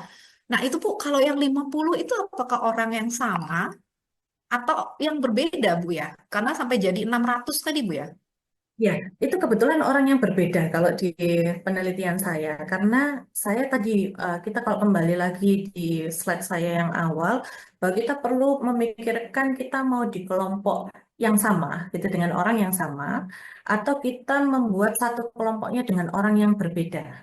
Itu tadi ada. Jadi ketika di awal kita mau membuat eksperimen, kita mau di kelompok yang mana kita memberikan perlakuan. Nah, kebetulan di tempat saya ini kelompok yang berbeda. Jadi saya ingin melihat generasi Z secara keseluruhan. Jadi saya tidak melihat satu kelompok saya berikan treatment lagi enggak. Jadi kalau seperti itu kan saya melihat bagaimana iklan dari poster gitu ya di kelompok yang sama dengan video dengan di kelompok yang sama itu berbeda atau tidak gitu. Kalau seperti itu judulnya nanti seperti itu. Nah, tetapi kalau yang di sini saya memilih kelompok yang berbeda, orangnya berbeda di setiap eh, stimuli penelitian saya. Jadi lumayan banyak untuk partisipannya. Tergantung di awal kita menegakkannya mau seperti apa, within subject atau between subject. Itu dulu, Bu Okta. Oke, Bu. Nah, ini ada pertanyaan nih, Bu, dari mahasiswa kita di sini yang prodi S3 Manajemen, ya, Ya, dari Bapak Lalu Sahabudin. Atau admin bisa tolong di-invite ya untuk Pak Lalu, biar bisa langsung bertanya mungkin untuk Pak Lalu Sahabudin. Siap, Bu. Ya. Nah ini Pak Lalu sudah hadir di sini. Pak Lalu silahkan saja Pak, langsung ditanyakan ke Bu Lisa terkait dengan pertanyaan Bapak. Eh, Tadi dijelaskan bahwa ada target atau responden yang tidak mendapatkan perlakuan apa-apa, istilahnya placebo. Itu bagaimana pengkondisian sehingga untuk kurun waktu penelitian yang dilakukan itu tetap konsisten, tidak ada diyakini tidak mendapatkan treatment apapun ya. Dari aspek penelitian Ibu. Terima kasih, Bu. baik. Kalau ini aja Bapak, variabel kontrol ya. Artinya ketika kalau yang dicontoh di awal tuh ketika diberikan obat gitu ya, yang satunya kita berikan mungkin tambahan placebo. Itu untuk contoh penelitian yang basisnya laboratorium. Nah, tapi kalau misalkan kita partisipan kita adalah orang, itu kita bisa melakukan kontrol misalkan ketika di penelitian saya ini yang satu memang eh, generasi yang tidak tahu menahu diabetes mellitus itu kan jarang bisa dilakukan kan Pak. Nah, maka di penelitian saya tidak bisa melakukan kontrol yang seperti itu. Jadi saya tidak memberikan satu kelompok kontrol tertentu di sini. Tetapi mungkin ada, saya nggak tahu, mungkin di keuangan itu kan sangat mudah ya untuk melakukan variabel kontrol, itu juga bisa dilakukan. Jadi bergantung kita ingin meneliti apa dulu, Bapak. Nah, itu yang paling pertama yang perlu kita lakukan di dalam riset pemasaran. Oke. Mungkin Terima kasih, ada Bu. mau ditanyakan lagi, Pak, lalu. Ada yang belum Saya jelas? pikir cukup kok. Ini masalah yang kompleks soalnya kalau pengen dijelaskan tadi sudah dikit. Ya, makasih. Oke, Oke, terima kasih Pak Lalu Sahabudin. Berikutnya kita ke peserta yang lain ya. Ini saya lihat ada beberapa pertanyaan di kolom chat ya. Atau mungkin untuk rekan-rekan mahasiswa yang sudah hadir di sini mungkin ada yang mau bertanya, mau raise hand mungkin. Ya, tapi sambil menunggu saya pilih satu pertanyaan ini dari Pak Nyoman Nugraha ya, terkait dengan variabel aktif di sini, Bu. Jadi apakah manipulasi itu dengan variabel aktif dan kontrol itu sama dengan variabel atribut? Eh, Kalau kita membahas tentang manipulasi itu sedikit berbeda hubungannya dengan variabel aktif gitu ya. Jadi ketika saya misalkan saya izin itu ya, sepengetahuan saya ketika kita menentukan misalkan dengan variabel saya di message source itu atau penyampai pesan, itu kan kita melihat beberapa artikel itu ya, bahwa sebenarnya message source itu paling optimal disampaikan oleh siapa gitu. Nah, di situ ketika kita melihat artikel terdahulu, di kasus-kasus tertentu itu tidak semua bisa dipakai. Nah, ada yang mungkin hanya menggunakan expert dan government saja, atau mungkin hanya selebriti saja, atau hanya government saja. Nah, ini berbeda-beda untuk setiap kasus. Sehingga pada saat melakukan pemilihan untuk stimuli di untuk kasus ini ya, diabetes mellitus ini, saya mencoba ingin membandingkan ketiganya. Karena ternyata artikel terdahulunya membandingkan ketiganya itu belum terjadi. Nah, itu kalau di disertasi bisa menjadi satu temuan gitu ya. Temuan terbaru atau kita bisa disebut riset gap yang bisa kita buat sebagai manipulasinya. Sehingga kalau saya melihat memang harus berdasarkan dari artikel terdahulunya. Mungkin gitu. Oke, terima kasih, Bu. Nah, ini sudah ada lagi pertanyaan selanjutnya ini. Pertanyaan selanjutnya ini dari Pak Buana.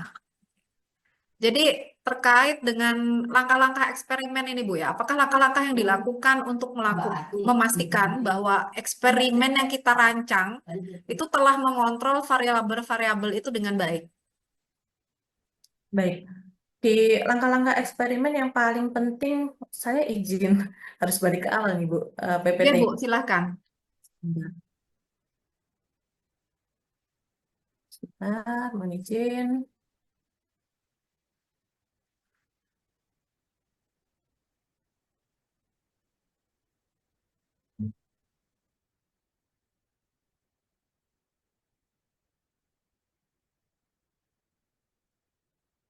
Kalau dilihat dari beberapa langkah gitu ya di penelitian eksperimen, paling penting ada di nomor 5. Jadi kalau misalkan yang tadi di nomor 4 ini kita sudah menentukan alat eksperimennya, berarti yang kelima ini yang paling penting untuk mengukur variabel kontrolnya. Karena kalau kita salah dalam atau misalkan stimuli yang kita buat itu tidak tepat sesuai dengan, karena peneliti itu kan pengen, oh saya punya angan-angan gitu ya, bahwa iklan saya itu bisa merepresentasikan selebriti yang bisa menginformasikan satu informasi secara informasional dan semua informasinya sudah tercakup di dalamnya. Nah, itu kan validitas internal yang kepengen kita bangun itu ya supaya tidak ada variabel pengganggu dari luar. Nah, kembali Saya manajemen, enggak S3 manajemen. Oh, tahu. Jadi saya kembali lagi. Nah, kalau misalkan ketika kita sudah melakukan tadi validasi internal kita sudah kita kontrol melalui stimuli tadi, maka kita akan Mm-mm. apakah itu berpengaruh. Nah, variabel di sini bergantung sekali lagi apakah kita memberikan stimuli itu terhadap kelompok yang kita tidak kenai karakteristik yang sudah kita sesuaikan, atau kita kelompoknya memang sudah kita untuk variabel kontrol ya, kelompok kontrolnya itu sudah kita tentukan karakteristiknya. Nah, variabel kontrol ini berfungsi sebagai atau kelompok kontrolnya berfungsi sebagai untuk melihat bagaimana dampak yang terjadi ketika yang karakteristik partisipan kita kasih stimuli. Nah, itu untuk membandingkan di situ komparasi bagaimana sih ini bisa kita lihat itu ya. Kita bandingkan hasilnya. Itu untuk kelompok kontrolnya. Begitu, Bu Oktan. Oke. Jadi kalau bisa mungkin yang saya tangkap itu kalau kita bicara soal variabel kontrol tadi memang ini Bu ya penting sekali ya dalam penelitian eksperimen ini. Jadi memang kelompok kontrol ini perlu ada supaya bias yang terjadi di dalam eksperimen itu tidak besar, Bu. Karena seringkali kita lupa beberapa variabel kontrol itu gitu ya. Ya beberapa gitu kan kita punya karakteristik tidak boleh misalkan usia di bawah 18 karena kita asumsikan mungkin mahasiswa atau orang yang kita masukkan ke dalam partisipan belum mempunyai informasi yang cukup lengkap, tidak bisa memutuskan suatu keputusan dengan cukup baik. Misalkan ada beberapa karakteristik itu sebagai variabel kontrol itu penting gitu loh. Karena untuk mengurangi bias yang terjadi. Itu Bu Okta. Oke, terima kasih Bu. Pertanyaan berikutnya. Oke. Ini sebenarnya saya masih ada satu contoh lagi nih Bu Okta. Oh, masih ada satu contoh Bu terkait dengan marketing juga Bu ya. Oh, boleh Bu. Kalau gitu silakan Bu. Karena ini tadi sebenarnya satu pertanyaan ini sudah terjawab oleh Ibu secara tidak langsung. Karena ternyata sesuai dengan penelitian Ibu ya. Ada Yes. satu pertanyaan menurut saya sudah terjawab. Silakan Bu. Kalau ada satu contoh lagi bisa memperkaya wawasan saya ini Bu. Kebetulan lagi tertarik bikin penelitian eksperimen ini seperti apa gitu. Oke. Monggo kalau misalkan nanti saya ada informasi yang mungkin saya terlewat itu Bapak dan Ibu juga lebih paham, saya bisa diinformasikan karena kita sharing knowledge ya Bapak dan Ibu. Jadi baik, untuk yang Oke, oke. kedua Bapak dan Ibu ini saya membuat satu iklan gitu ya untuk membandingkan bagaimana ketika preferensi dari seorang generasi saat ini itu ya pelajar lebih utamanya karena kita tahu ya bahwa sekarang mahasiswa itu sukanya dikit-dikit healing gitu. Nah dosennya malah nggak pernah healing ya. Jadi ketika mahasiswa itu eh, ingin atau pelajar itu ya saya sebutnya gitu ingin berwisata atau memilih hotel itu hotel yang seperti apa sih sebenarnya? Nah, makanya di sini saya mencoba membuat satu iklan gitu ya. Iklan itu kita pakai video dan gambar gitu ya. Kemudian ada yang disampaikan oleh government, ini biasanya Kementerian Pariwisata, kita suka lihat ya ada Visit Indonesia. Kalau yang lalu kan ada Bapak Sandiaga Uno itu ya. Pak Menterinya ganteng gitu kan. Biasanya kan anak-anak itu lebih senang gitu ketika pihak pemerintah itu cukup menarik untuk menampilkan gitu. Kemudian source type-nya seperti itu. Kemudian kita bagi hotel segmennya. Ada luxury hotel dan budget hotel. Nah, kemudian saya coba di situ saya kasih dengan status green, eco green, dan yang tidak green. Nah, di situ saya akan lihat bagaimana attitude toward the advertising-nya sama attitude toward the hotelnya. Itu untuk variabel eksperimen yang ingin saya lakukan.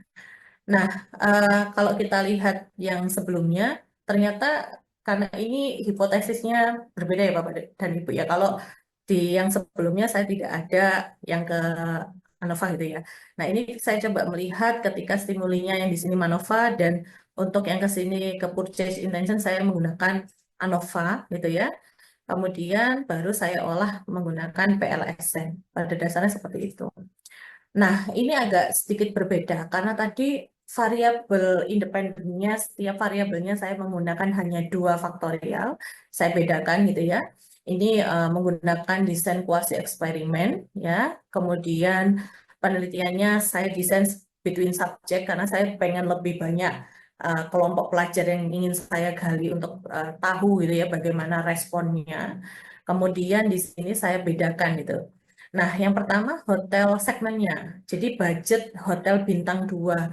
Kalau biasanya Oyo gitu ya. Kemudian ada beberapa hotel yang bintang 2. Kemudian yang selanjutnya adalah luxury. Luxury ini bintang 5 yang ada di Indonesia. Kemudian green statusnya. Jadi saya bedakan menjadi non-green dan green. Ini logo dan teks gitu ya. Kemudian pakai source tipenya. Ini kebetulan setelah disurvei pilihnya Raffi Ahmad gitu ya. Kalau tadi iklan diabetes mellitus pakai Dion Wiyoko, mungkin Dion Wiyoko kan sering sekali memberikan iklan gitu ya di TV itu. Jadi sering muncul dibandingkan Raffi Ahmad. Nah, ternyata kalau di sini karena itu masuk Forbes gitu ya sebagai salah satu artis yang gemar untuk meningkatkan pendapatan di masyarakat UMKM gitu ya. Secara tidak langsung ya ini dipilih sebagai Raffi Ahmad. Kemudian untuk government-nya ini saya menggunakan Bapak Sandiaga Uno dan advertising-nya saya pilih ya, image dan video gitu ya untuk melihat. Nah, di sini stimulinya lebih banyak dari yang tadi Bapak dan Ibu. Kalau tadi hanya 12 stimuli. Nah, di sini ada 16 stimuli gitu ya. Jadi lumayan lebih banyak, tapi saya akan mengurangi jumlah partisipannya karena memang di HER kan kita bisa menggunakan jumlah partisipan 20 lebih gitu ya. Nah, di sini saya pakai 35 partisipan. Sebenarnya kalau Bapak dan Ibu ingin di angka yang lebih kecil dan itu bisa merepresentasikan eksperimen 30 setiap kelompok itu cukup sebenarnya, tidak perlu terlalu banyak. Itu bisa dilakukan sehingga di sini ada 560 partisipan pelajar yang saya gunakan di eksperimennya. Nah, kalau tadi mungkin agak awang-awang ya Bapak dan Ibu terkait dengan pemilihan selebritinya gitu. Nah, di sini saya kasih keterangan gitu. Kita perlu memberikan satu keterangan khusus di sini. Misalkan si Raffi dan Nagita ini seperti apa sih detailnya. Terus setuju nggak sih misalkan dia seorang selebriti yang penampilan menarik gitu kan perlu kita tanyakan gitu ya. Kemudian elegan atau enggak. Nah, pertanyaan yang di sini itu sama semua gitu ya, sama semua untuk setiap artis yang ingin kita pilih. Nah, setelah itu nanti akan muncul kalau di penelitian sebelumnya diagram chartnya itu berapa persen yang pilih Raffi Ahmad gitu ya dan sebagainya. Nah, kemudian ini ada iklan.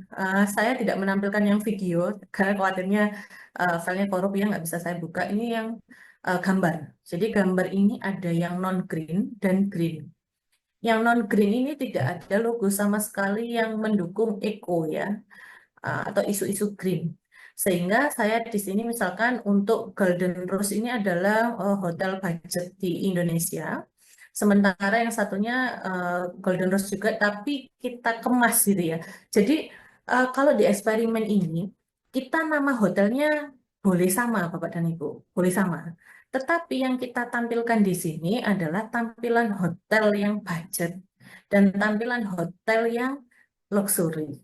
Jadi kita harus memastikan bahwa stimuli yang kita bangun tadi itu benar-benar merepresentasikan yang ingin kita tampilkan. Jangan sampai itu ya, nama hotelnya antara stimulus 1 sampai 16 tadi, nama hotelnya berbeda-beda. Itu juga akan membuat kelompok partisipan itu jadi ambigu ya, atau biasanya nanti tinggi.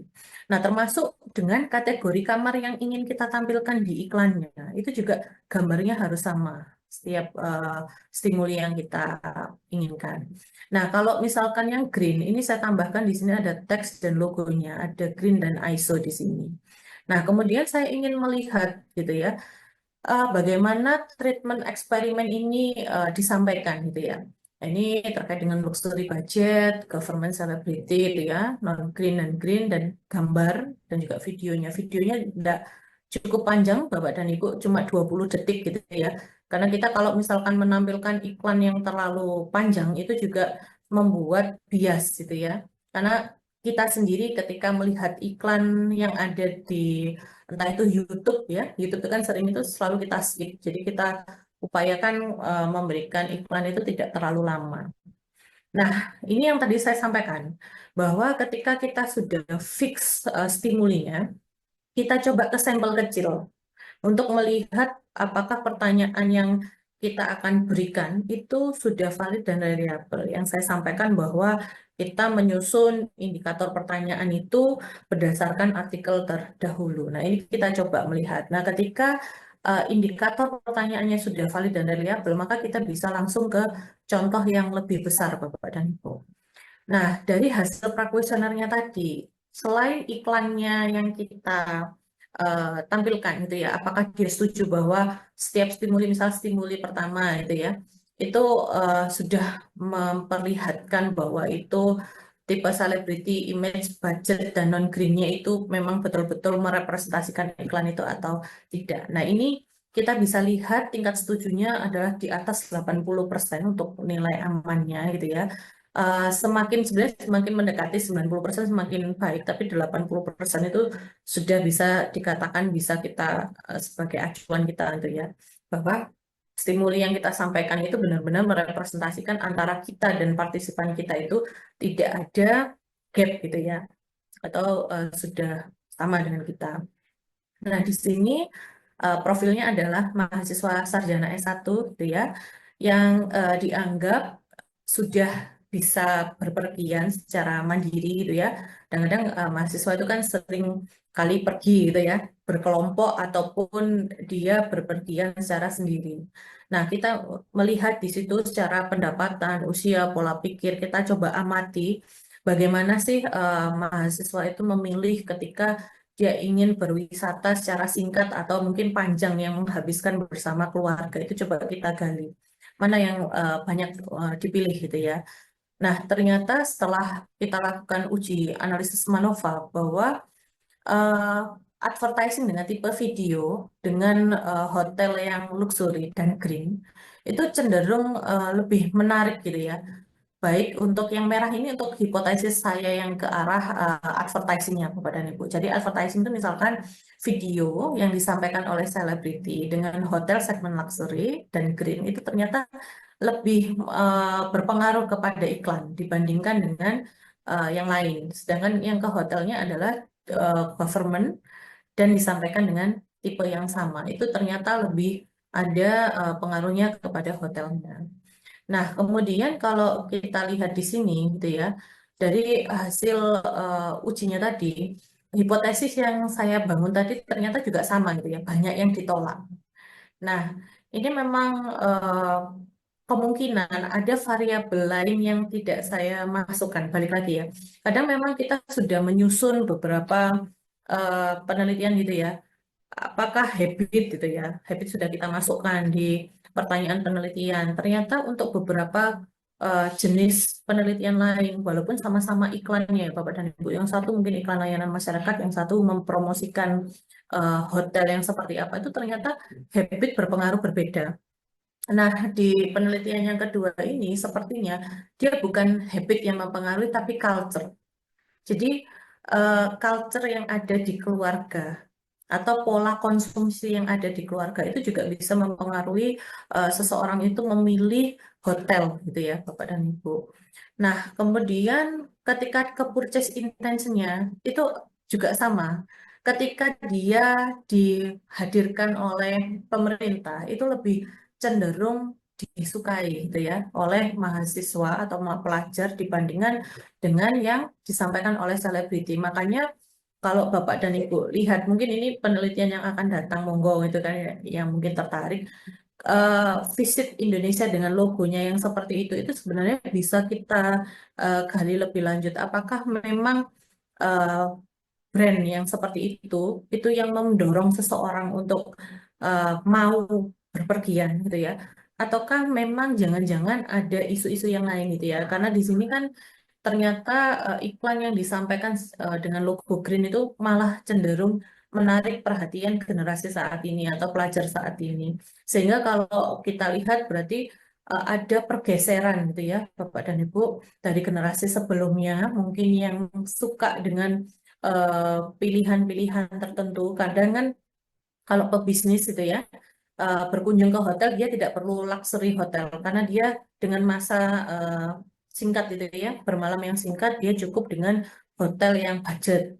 Nah, ternyata di tipe mahasiswa tidak seperti itu atau tipe pelajar seperti itu. Jadi ada beberapa hal yang berbeda. Nah, ini bisa didekati dengan pendekatan yang lain atau variabel lain yang mungkin belum diulas di sini, Bapak dan Ibu. Sehingga kalau saya mungkin agak cepat sedikit gitu ya, karena sudah mau habis tadi info Bu Sofi ya, Bu, 2 jam ya katanya. Saya langsung aja. Nah, kalau kita lihat di sini sama ya Bapak dan Ibu dari hipotesis 14 1 sampai 14 itu tidak semua hipotesis diterima gitu ya. Di sini hanya ada 6 ya. 6 hipotesis 4, 5, 6 yang diterima dari 14. Artinya ketika kita membahas satu advertising kepada pelajar itu ya, atau mahasiswa yang kita anggap dia sudah punya satu kemandirian keputusan yang tidak memerlukan, karena sudah dewasa, sudah lebih dari 17 tahun. Berarti ada problem di sini yang mempengaruhi purchase intentionnya mereka untuk menggunakan atau memilih hotel. Nah, faktor ini masih perlu dilihat kembali. Apakah informasi yang ada di sosial media, apakah culture yang mempengaruhi atau apa? Ini perlu digali lebih lanjut. Nah, di eksperimen itu memang sangat cepat ya, karena perubahan penelitian itu kan dinamisnya sangat cepat ya, Bapak dan Ibu. Nah, ini sangat berbeda dengan penelitian yang bisa kita lakukan survei. Kita bisa menginputkan beberapa masukan di dalamnya lebih cepat daripada eksperimen. Kalau eksperimen ini tahapan-tahapannya, persiapannya jauh lebih panjang dan kadang-kadang kita terlupa gitu ya untuk memasukkan beberapa variabel yang mungkin mempengaruhi variabel penelitian. Baik, saya rasa cukup Bu Okta, mungkin bisa ada pertanyaan, mungkin kalau materinya sudah bisa saya cukupkan. Terima kasih Bu Sasa. Itu tadi sebenarnya ada pertanyaan dari Bu Harmi, tapi ternyata beliau bilang sudah terjawab dengan penjelasan dan contoh dari Bu Lisa tadi. Jadi Ibu, ini bisakah mungkin kalau tidak keberatan untuk membagikan, untuk sharing PowerPoint Ibu ya Bu ya? Ini banyak yang minta dari tadi Iya, di grup. Bisa nggak kami meminta untuk PowerPoint Bu Lisa gitu. Terutama Buko Prodi tertarik sekali karena Buko Prodi kan eh, keahlian beliau di bidang marketing juga. baik, baik. Ya, ya. Saya kirimkan Bu nanti melalui Bu Oke. ya. Nggih, nggih. Terima kasih Ibu. Terus saya rasa ini waktu sudah menunjukkan pukul 11 di sini, waktu Indonesia bagian tengah. Jadi sudah cukup lama lah kita melakukan workshop ini. Jadi Bu Lisa tadi membagikan eh, ilmu beliau terkait dengan eksperimen menurut saya sangat luar biasa itu Bu. Karena prosesnya yang sangat detail, jelimet banget Bu ya. Eh, yang katakanlah dengan banyak variabel, bagaimana kemudian harus melakukan stimuli gitu ya. Jadi memang dalam penelitian eksperimen ini adalah proses itu yang menjadi inti Bu ya. Betul. Jadi bukan hanya sekedar olah datanya begitu. Mungkin kalau penelitian kuantitatif meskipun ini positivisme Bu ya, tapi eh, biasanya kalau penelitian positivisme itu kan lebih ke bagaimana mengumpulkan data, olah data, tetapi ini prosesnya yang sangat detail gitu Bu ya. Ada treatmentnya, bagaimana harus memanipulasi, bagaimana menerapkan variabel kontrol seperti itu. Luar biasa ilmu dari Bu Lisa ya. Jadi untuk eh, tadi mempersingkat waktu Bapak Ibu ya, karena ini sudah pukul 11. Sebelum kita akhiri, kita foto bersama dulu ya Bapak Ibu. Nah, sebagai dokumentasi, saya harapkan untuk semua peserta, Bapak dan Ibu tolong on kamera sebentar saja, karena kita mau sesi foto bersama. Mohon on kamera semuanya. Oke, sebentar saja.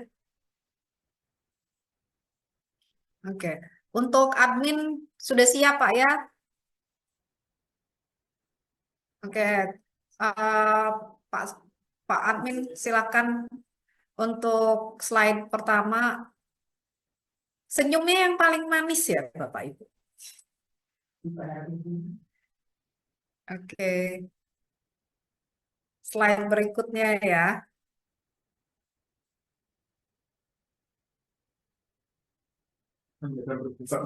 Oke, oke baiklah. Kemudian sudah siap. Oke, oke selanjutnya.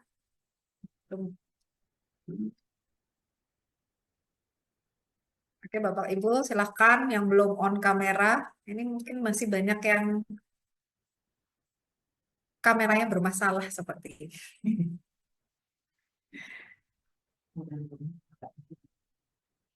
Oke, apakah sudah selesai untuk dokumentasi admin? Oke, sudah. Oke, baiklah. Untuk Bapak Ibu sekalian, tadi kita sudah banyak mendengarkan penuturan yang sangat menarik dari Ibu Dr. Lisa Rosdiana Nur. Ya. Jadi untuk presensi tadi sudah kami bagikan di chat room. Jadi bagi yang belum mengisi silahkan mengisi kembali. Dan sekali lagi terima kasih banyak kami ucapkan kepada Ibu Lisa selaku narasumber pada hari ini karena sudah berkenan hadir untuk memberikan materi, berdiskusi begitu ya terkait bagaimana sih penerapan metode eksperimen di penelitian manajemen ya, Bu. Mungkin selanjutnya jika memungkinkan mungkin Ibu bisa hadir lagi untuk pertemuan-pertemuan selanjutnya, Bu ya. Dan juga terima kasih juga kepada Bapak Ibu peserta workshop yang telah hadir dan juga berpartisipasi aktif pada hari ini. Kami mohon maaf jika mungkin ada hal-hal yang kurang berkenan selama berlangsungnya workshop ini. Jadi semoga kegiatan hari ini bisa membantu kita semua untuk meningkatkan kapasitas kita, pengetahuan, wawasan, dan kemampuan kita terkait dengan metode eksperimen. Dengan demikian, mari kita tutup acara workshop pada hari ini. Selamat siang, selamat menjalankan aktivitas Anda kembali. Waalaikumsalam warahmatullahi wabarakatuh. Terima kasih Bapak dan Ibu, semoga ini bermanfaat. Terima kasih Bu Lisa. Terima kasih Bu Lisa. Terima kasih Bapak Ibu semuanya. Walaupun tidak ada kamera. Terima kasih Bu Lisa. Saya izin nih Bapak dan Ibu, matur nuwun, selamat siang. Sami-sami. Selamat siang. Sami-sami. Bu Lisa. Terima kasih Bu. Kita lanjutkan. Mereview proposal harus selesai.